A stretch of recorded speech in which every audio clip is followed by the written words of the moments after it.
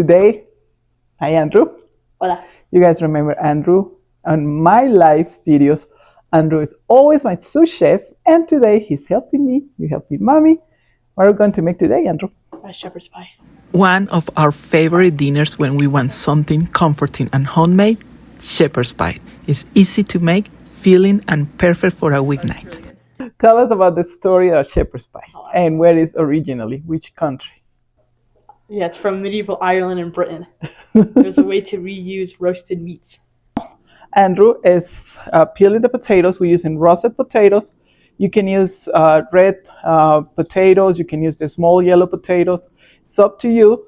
But I really like when I'm making mashed potatoes in these kind of dishes, I like to use roasted potato, peel it, wash it really good, cut it in pieces, and we're going to add salt on the water over here, only salt, and we will start cooking the potatoes. And the first thing we're going to do after we start cooking the potatoes is the meat. I'm using ground beef. I bought this meat in Sam's Club. I'm going to leave the link in the description. And I always buy 90-10. What that means is 90% lean and 10% fat. This is the best meat, ground beef that you can buy because it's not really greasy, but we need a little bit of fat, so that's what brings the flavor and break down better the meat. Because we have 10% of fat, you don't have to put any oil. And what you do is going to break down the meat. We're going to season it with salt and pepper. Seasoning. Always when you cook, seasoning every single layer that you're using. Salt and fresh black pepper. And I'm going to put a little bit of sauce. W sauce. Always shake it. Shake the bottle. A lot of people, they don't do this. When they use the Worcestershire sauce. W sauce. You always shake the bottle.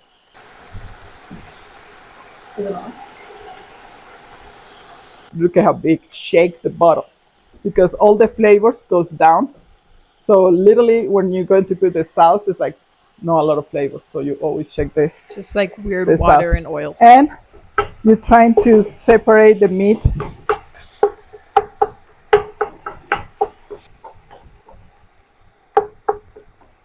So at this point, you don't want to cook the meat just like a big giant hamburger, right? So with ground beef, when you cook the ground beef, always break down the meat before it cooks.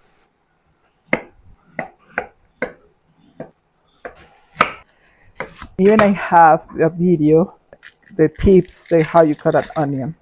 I want to explain you again, just in case you're new and you want to learn how to cook easy meals, cooking at home, cooking for the whole family or just for yourself. So let me teach you. First, we have to have a very good sharp knife. This is a chef knife. Your hands has to be, we call this the bear claw. So what this does is when we move, you have no problems cutting yourself. So it depends how big you want to chop the onions and move your fingers and turn the onion. And with this movement, I call it the waves in a boat. And just like that. Easy. Look at. Now try it at home. Let me know. Andrew is putting the potatoes. We cut it in halves and we put it to boil. The whole idea is when you put is fork tender. That's what you call it. When you put the fork and the potato goes down quick, that means the potatoes are ready. When we're making mashed potatoes, I like the potatoes be almost falling apart because it's easier to smash. I have here, I'm going to say 2 pounds of meat. Now what I'm going to do is take this meat out, and in the same pot, you don't watch it, you don't do anything, I'm going to add a little bit of olive oil and we're gonna start cooking the vegetables. Andrew's ready here. We can cover if you want. And I need Andrew to take all the meat out in a plate. I always talk about family cooking and we put our kids to work. They just get out of school, they have no homework. And I was asking, you guys have homework? No, mommy. So can you help mommy? See, mommy. If they have homework, of course, it's kind of harder when they have homework. But when they are not really busy, put them to work. Put them working with you because you guys can talk. We can talk with them. We can ask him how's the day. We teaching.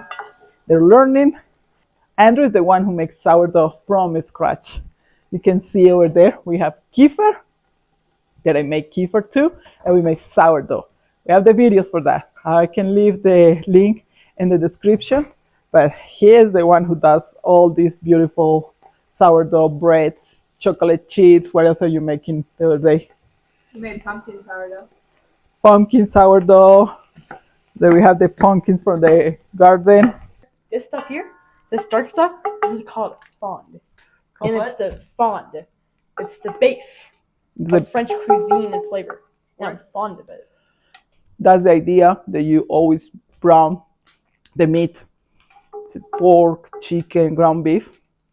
And you take it out because that's how you develop the flavor. Because our meat wasn't that fatty. Our meat wasn't that fatty. I add a little bit of olive oil.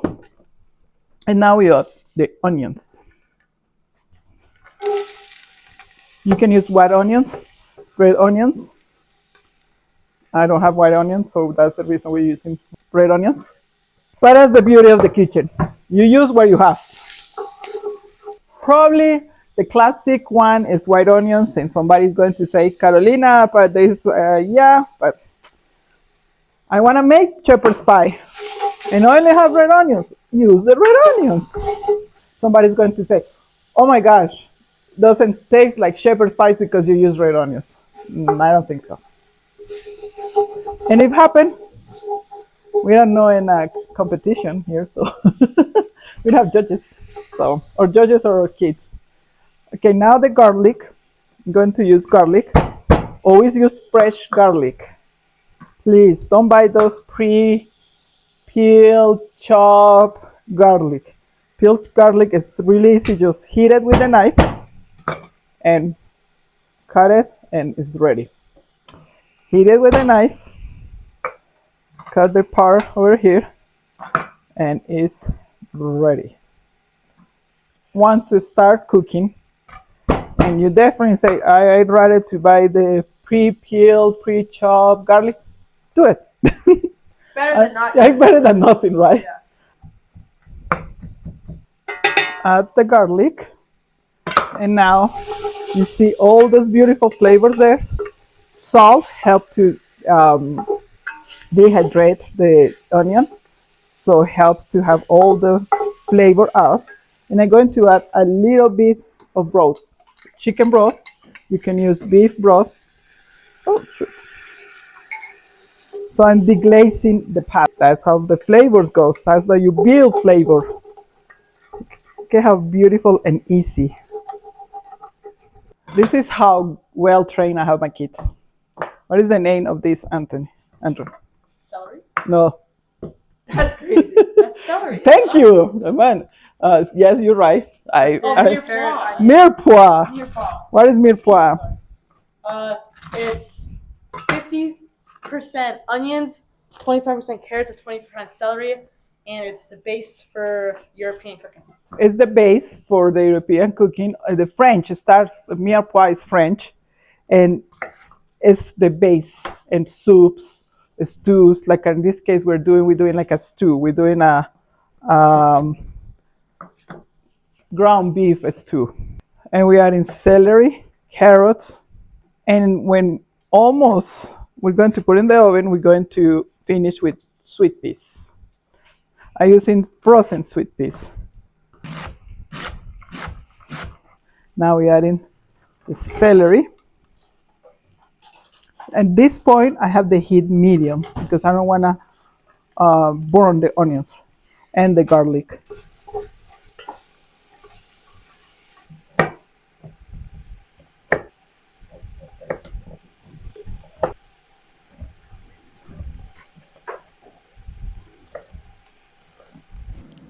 At this point, I add in the carrots and celery to the pot and let it cook gently with the onions. Now I add the spices and the tomato paste. Cooking the tomato paste for a minute helps deepen the flavors and removes that raw taste. Once that's done, I deglaze the pot with chicken broth.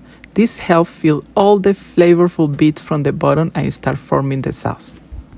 I let this simmer for a few minutes until the liquid reduces slightly. Then I add the ground beef back into the pot and mix everything well. I want the meat to absorb all those flavors. So I'm going to taste and see if it needs any salt, pepper. Perfect. Doesn't need anything. When you try some food, taste some food, don't put the same spoon back. Use always nice and clean soup spoons, please. So please don't double dip. Now we're just waiting for the potatoes. This is almost ready. And remember, we're going to finish it on the oven like for 30 minutes, 25, 30 minutes in the oven. Put in the oven, it's already, everything is cooked, but it's helping to bring all the flavors and things together like a lasagna. Allows the flavors to mingle. Exactly, to mingle. I'm using frozen peas. You can use fresh peas. I love to buy frozen vegetables because after they harvest the vegetables, they go immediately to the plant and then freeze it. So it's gonna have fresh vegetables with you. Okay. And now, 30 minutes. Once the potatoes are fully tender, Andrew drains them and transfers them directly into a colander. This step can be done using a potato ricer, but since we don't have one, this works just as well. So after 45 minutes, we have the potatoes ready. Now we're going to make the mashed potatoes. Butter. You need butter. This is a classic recipe. We're going to use butter, heavy cream, salt and pepper. Start mixing. Start with little at a time, because you can always add more heavy cream and butter. You can't take it away though. We love peppers in this house. So if you're not big in black pepper, you can. We don't put a lot of salt because we already put salt in the water when we cook the potatoes. It's okay. So the butter melts because the potatoes are hot. More butter, more It's getting salt. a little dry.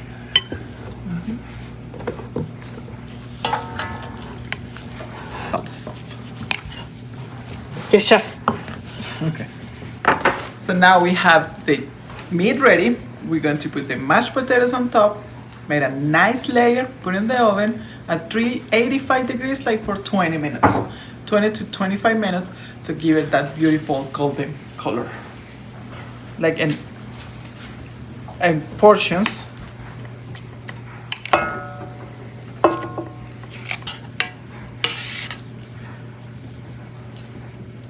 Look at that easy, smooth, beautiful dish. You can just put it like that on the oven, or you can put your favorite feet. But I like to put a little bit of Parmesan cheese. This gives us a nice extra salty flavor and make it golden color. The original recipe doesn't have Parmesan cheese, but we like it like that.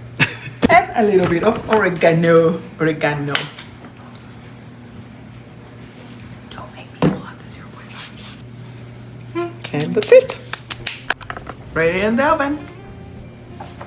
Bye.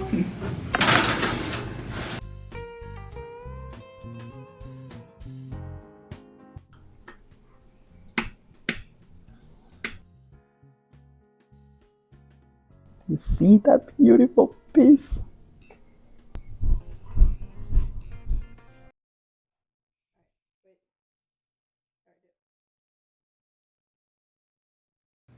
Now, the moment of truth. Come on, Andrew. It's super hot. That looks delicious, creamy. The whole dinner is here. Complete delicious.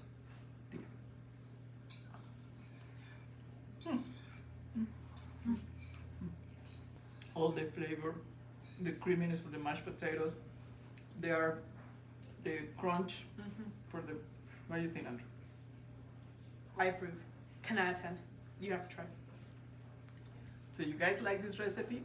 Please share, like, subscribe. We are looking for 1 million subscribers, right, Andrew? So please help us. And see you guys in the next video. Let me know in the comments if you have any ideas for different recipes that we can make. Bye. Bye. Quick. You go. No, me. You're fine.